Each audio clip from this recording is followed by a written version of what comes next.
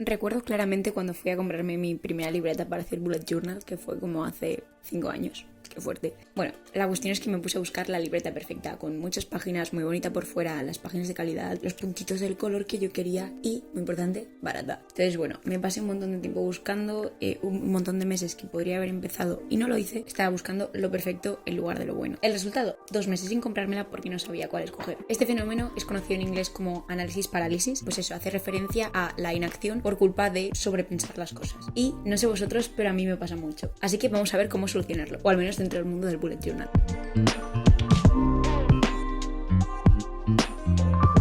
Hola a todos y bienvenidos a esta guía de cómo comprar tu primera libreta de bullet journal o tu próxima libreta si ya has tenido alguna. Toda la sabiduría que he ido acumulando yo en estos 5 años de hacer bullet journal, aquí, para vosotros, vamos a verlo. Como siempre, el vídeo estará organizado en secciones, por lo tanto podéis pasar a la parte que más os interese. Empezamos con uno de los aspectos más importantes, que es el papel. Y aquí he querido hacer una distinción entre 5 tipos de papel. El primero de ellos, el que a mí me gusta llamar el papel de fumar. Este no se lo aconsejaría a la mayoría de vosotros. Es el típico papel que si se escribe se queda marcado detrás, que si lo pones a contraluz se ve absolutamente todo lo que has escrito, que si escribes muy fuerte se queda marcado en la siguiente página, y en la siguiente, y en la siguiente, y la después de la de después. O sea, escribes la primera página y llega hasta el final. Entonces no es muy recomendable si quieres tener páginas limpias, ordenadas, bonitas, pero bueno, si simplemente quieres escribir, puedes usarlo. Normalmente este tipo de papel suelen ser los que son de menos de 90 gramos, que para que os hagáis la idea, 90 gramos es el gramaje de un folio normal, de toda la vida, 1 a 4 blanco, donde hacías tus dibujitos de pequeño, ese es un folio de 90 gramos. Y diréis, fuá, pero es que no habrá ninguna libreta con folios de 90 gramos, ¿no? Pues sí, amigas, sí que lo hay. Es más, hay una de las libretas más típicas del bullet journal, que son las Leuchtturm,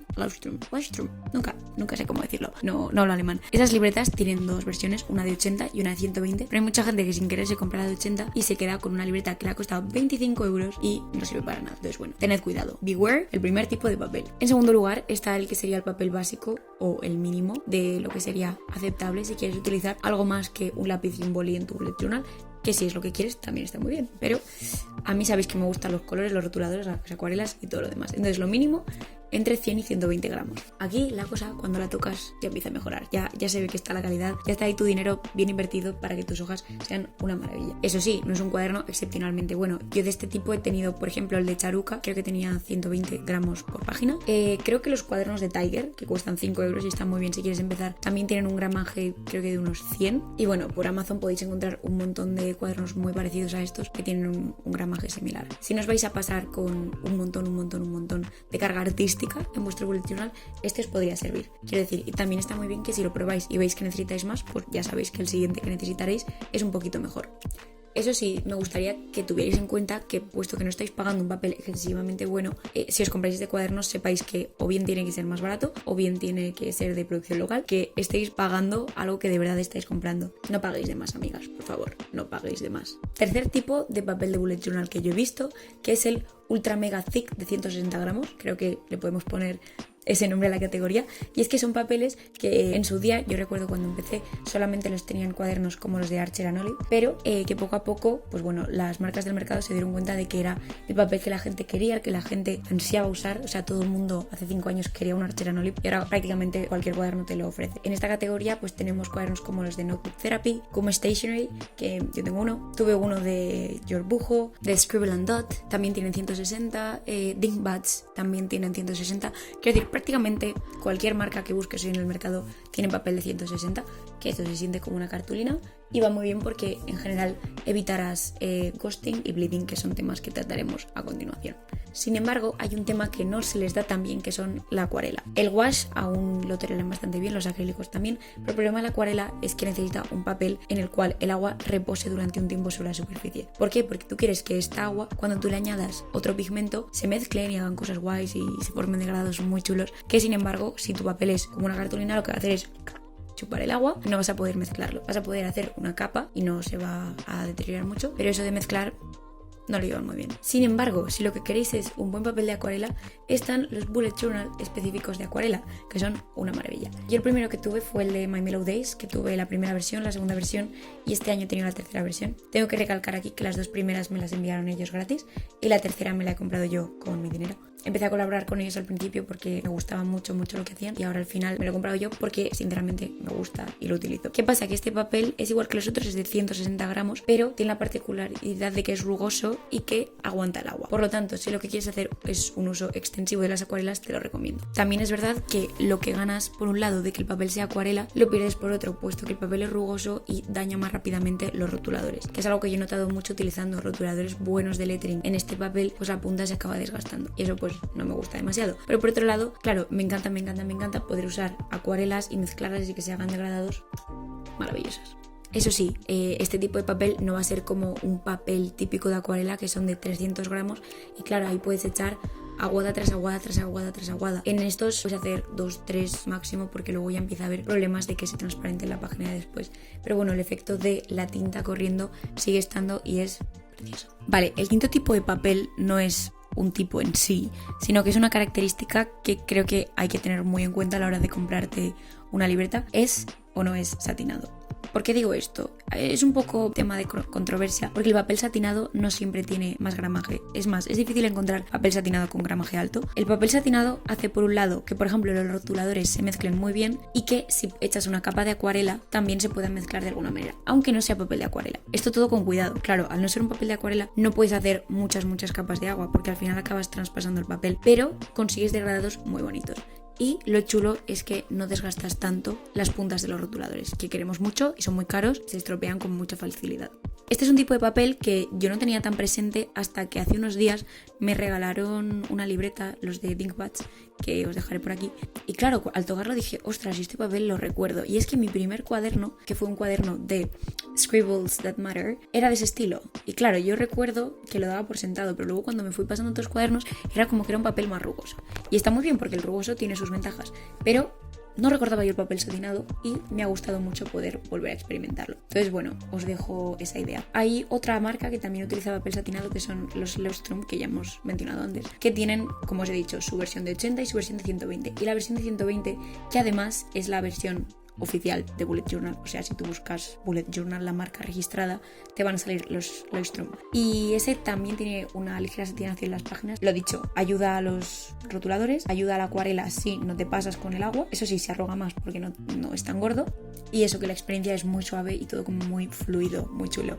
Yo de aquí me quedaría con alguno de los últimos 3, pero bueno, si queréis probar el primero o el segundo, también podéis hacerlo. Es elección personal. Siguiente apartado es el tema del color. ¿Por qué hablamos del color? Porque no todos los blancos son blancos, my friend. Y hay cuadernos más blancos que otros. Hay unos que tienen un ligero blanco roto, hay otros que son blanco nuclear y hay otros que directamente son de un color amarillento. También recalcar aquí que hay diversas libretas que venden que son enteras de papel negro o enteras de papel craft. Pero creo que hay unas libretas que tienen como incluso los 3 tipos de papel dentro de la misma libreta y para hacer algo tipo Art Journal son muy buenas opciones. Os dejo en cámara algunas comparaciones de color de libretas que he tenido yo para que echéis un vistazo y podáis ver por vosotros mismos. Pasamos a hablar del bleeding y el ghosting. ¿Qué es eso, amigas? El bleeding es aquello que pasa cuando la tinta penetra con tanta fuerza que te mancha la cara detrás e incluso puede manchar páginas posteriores. El ghosting es muy parecido y no es el ghosting que te hacen los chicos por Tinder. Es similar en tanto que puedes ver lo que hay escrito detrás, pero no llega a penetrar la página, es simplemente un ligero halo. Vale, ¿y cómo evitamos esto? La manera más sencilla es utilizar uno de los 3 últimos tipos de papel que os he mencionado en los tipos de papel. ¿Por qué? Porque a mayor grosor de normal es más fácil evitar este tipo de problemas. Pero no os olvidéis que no hay papel suficientemente bueno como para evitar que tú con tus manadas hagas 10 capas del mismo rotulador, porque eso no lo va a aguantar ni el papel de 100 ni el de 160 y a lo mejor te cargas hasta el de 300. Entonces, cuidado. Siguiente punto, el encuadernado.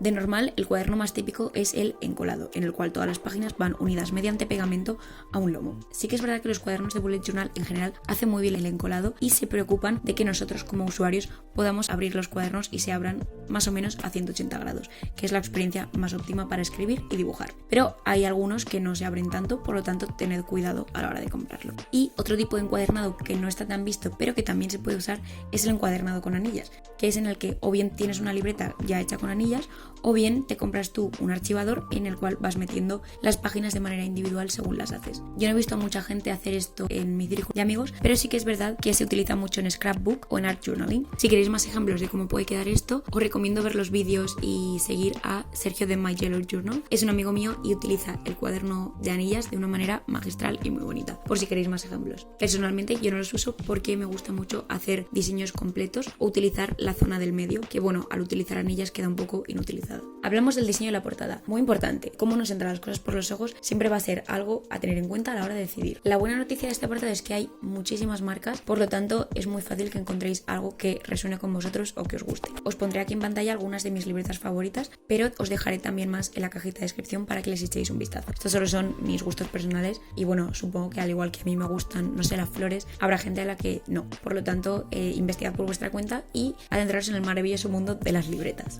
Ética y responsabilidad. He decidido incluir este apartado porque considero que bueno, comprar cualquier cosa genera un impacto en nuestro planeta y hay veces que si esto es un tema muy importante para ti, puedes buscar a algunas marcas que estén alineadas con tus valores o incluso comprar de segunda mano para intentar mitigar ese impacto. Entre las marcas que más, creo yo, conciencia ambiental tienen, os quiero destacar Yorbujo, de la cual tuve una libreta, ThinkPads, que bueno, hacen mucho hincapié en los animales y en las reservas naturales, y por último, una pequeñita empresa que se llama Tactic, que tiene también unas opciones bastante guays.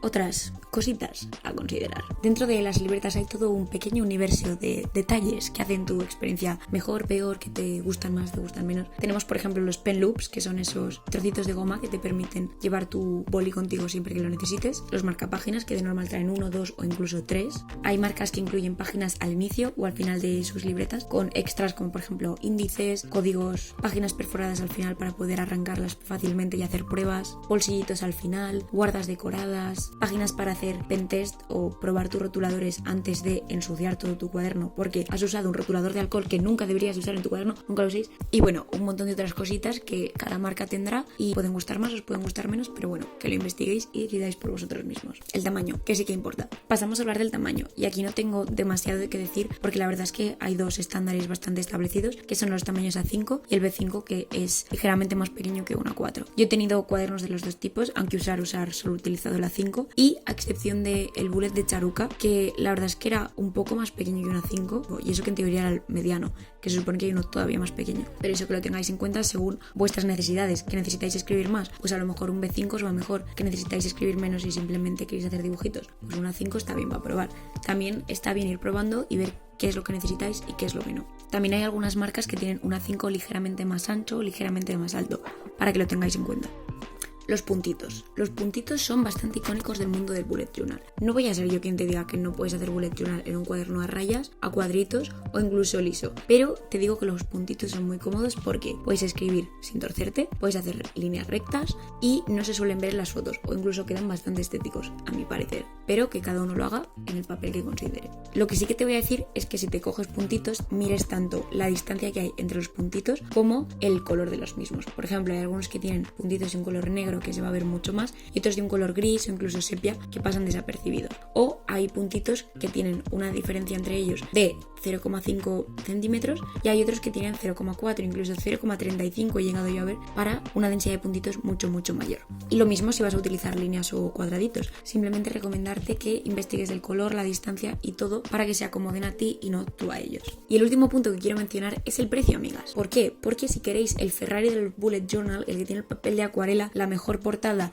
y 80.000 extras, seguramente os va a costar más que el que compréis básico en vuestro bazar de confianza. De normal también es cierto que los precios van entre unos 10 euros lo más baratito hasta 30 euros e incluso 40 creo que es lo más caro que he llegado a ver yo, pero tiene que ser como un papel muy específico, que tengan incluso las cubiertas de cuero, hay de cualquier burrada que queráis imaginar, existe. Si lo queréis, si estáis dispuestos a pagarlo, buscadlo y os lo cogéis. Os voy a ir dejando aquí en pantalla algunos de mis cuadernos favoritos y lo que cuestan para que os hagáis una idea. No quiere decir que os los cojáis, sino simplemente que los tengáis como precios de partida. Y también este es el precio aquí en España, no sé cuánto cuestan en otros países ni en otras localidades. Por ejemplo, esto es lo que cuesta el de My Mellow Days, el de acuarela, un Archer and Olive estos días, el de Kuma Stationery Crafts, el de Scribbles That Matter, el de Charuca, el Charuca Bullet, los de Notebook Therapy que tienen muchos diseños y de los más bonitos. Este es el de Yorbujo, estos son los de ThinkPads que recibí hace poco, Este es el original de Bullet Journal, que es de Leuchtturm. Este es uno cuadrado que tengo de